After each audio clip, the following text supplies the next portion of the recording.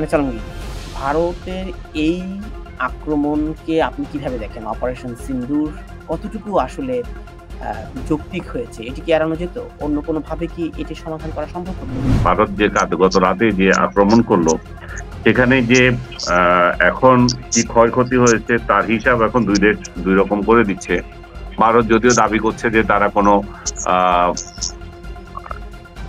সাধারণ মানুষকে হামলার উদ্দেশ্যে করে নাই, তারা জঙ্গিদের হামলার উদ্দেশ্যে করেছে। সেই মিডিয়ায় এটা খবর করেছিল যে ৩ টা বিমান ভূপাতিত হয়েছে এবং পরবর্তীতে তারাও এটা তুলে নিয়েছে। এখন ধারণা করা হয় যে ভারতীয় মিডিয়া খুব ভালোভাবে সেন্সরশিপ চালাচ্ছে। পরিস্থিতি এখন যেভাবে আগাচ্ছে তাতে তো মনে হচ্ছে যে এটা খুব সহসা থামবে না।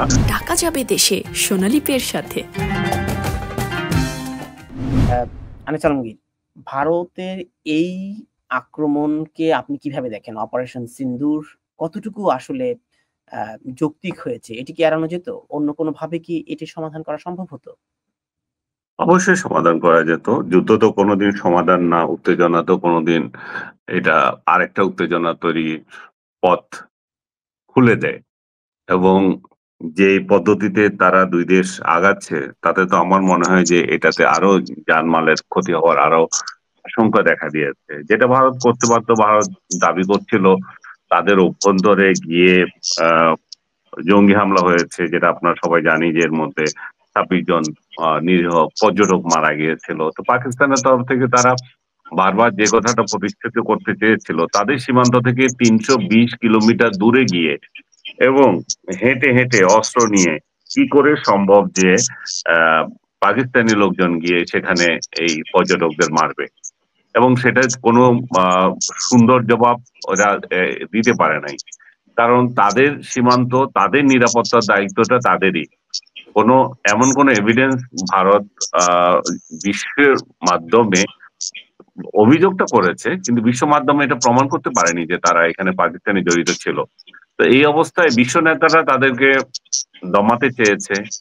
আমি বিশেষ করে যদি বলি ইভেন আমেরিকা, রাশিয়া, আ তারপরে আপনার ইরান বিশেষ ভূমিকা রাখতে চেয়েছিল, বিশেষ করে রাশিয়া। কিন্তু তারা তো কারো কথা শুনেনি। ভারত যে গত রাতে যে আক্রমণ করল, সেখানে যে আ এখন কি ক্ষয়ক্ষতি হয়েছে তার হিসাব এখন ২ দেশ ২ রকম করে দিচ্ছে। ভারত যদিও দাবি করছে যে তারা কোনো আ সাধারণ মানুষকে হামলার উদ্দেশ্যে করে নাই, তারা জঙ্গিদের হামলার উদ্দেশ্যে করেছে। পাকিস্তান থেকে বলা হচ্ছে এখানে কোনো জঙ্গি পাওয়া যায়নি, তারা নিরীহ মানুষ মারা গিয়েছে। এবং দেখাও যাচ্ছে একজন মহিলা, একজন তার শিশু আ মারা গেছে।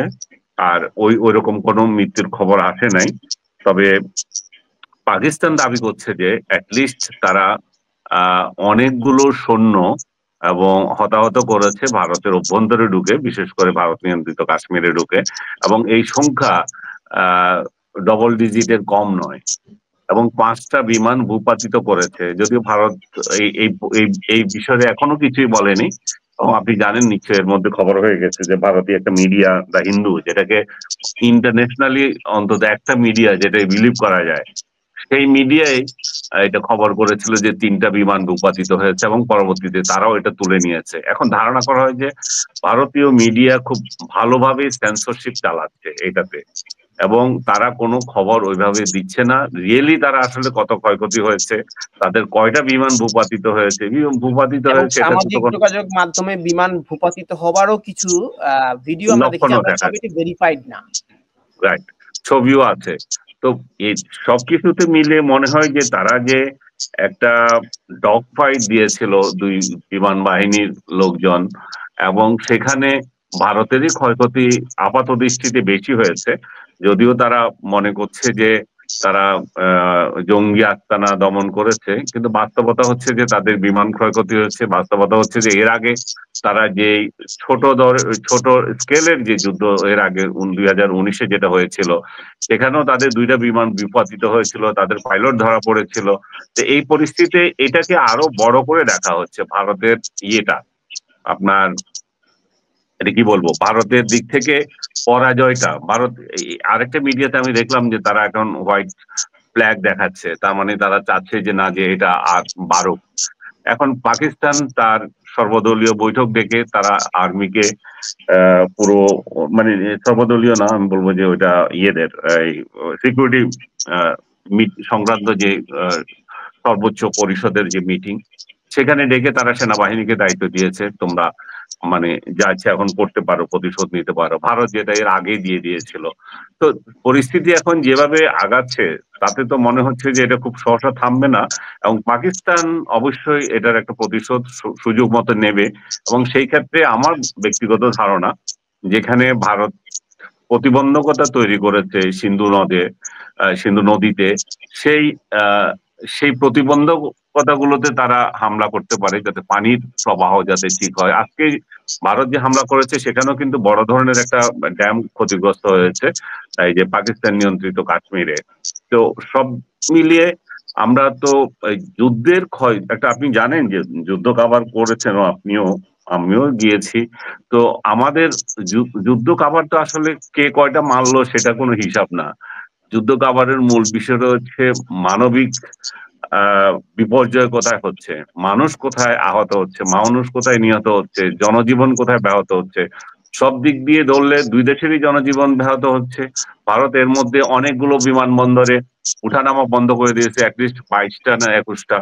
তো ওদেরও, এবং ওদের বহু আগে থেকেই পাকিস্তানের আকাশসীমা তারা যেতে পারে না, যেটা তাদের জন্য খুব জরুরি, এবং অন্য দূর থেকে যায় সব দিক থেকে।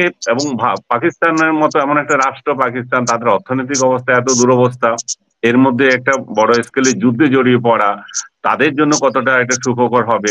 কিন্তু একটা জিনিস তাদের মধ্যে ভালো দেখা যাচ্ছে, যেটা আমি জানি না ভারতেও হয়তো এটা দেখা যাচ্ছে, যে পাকিস্তানের সামরিক বাহিনী যত অজনপ্রিয় ছিল, বিশেষ করে ইমরান খানের সরকারকে, একটা নির্বাচিত বৈধ সরকারকে হটিয়ে, এখন তার একটা পাওয়া যাচ্ছে, তার একটা